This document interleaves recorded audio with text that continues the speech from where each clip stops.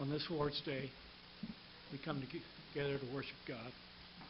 And at this time, we pause to take time to take the Lord's Supper, the bread and the cup that represents the body and the blood of the Son of God that came to this earth,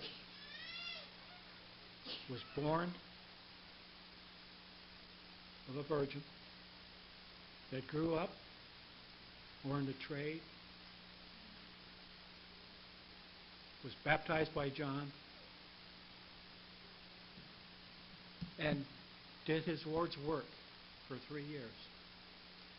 And we can read in Matthew, Mark, Luke, John, and others places about the miracles that Jesus did.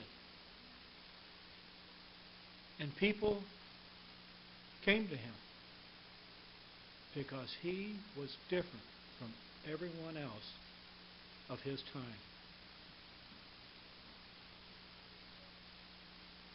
He allowed the blind to see. He healed the lame.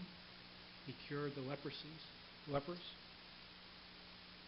And he brought a message.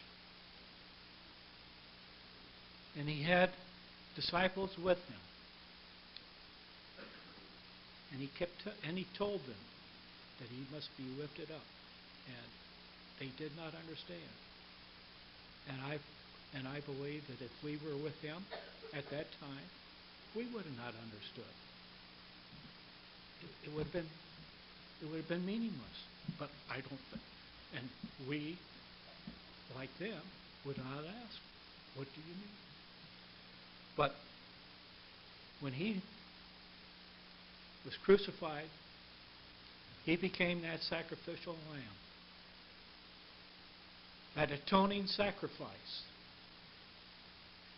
for all the sins of man in the past, in his present, and in the future. And he hung on that cross and died for each of us. And we weren't even born. We were generations away from that occurrence. And once the apostles received the Holy Spirit and went forth to begin to preach the gospel of Christ and establish the church, the people understood, and they joined that church, and they worshiped God, and they worshiped Jesus. And every first day of the week, they came together, so appreciative of the gift that they had, and the hope that they had, and the redemption that they had through Jesus, the Son of God, that died for them. And he's died for us.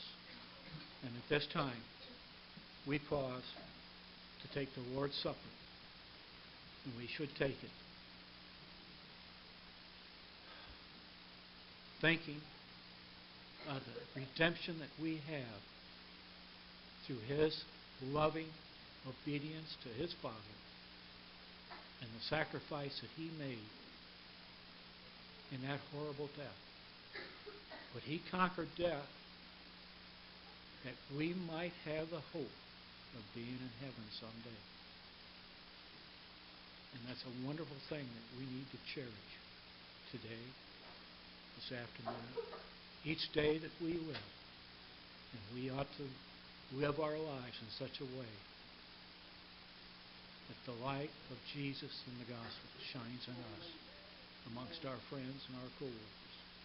So at this time, let us pause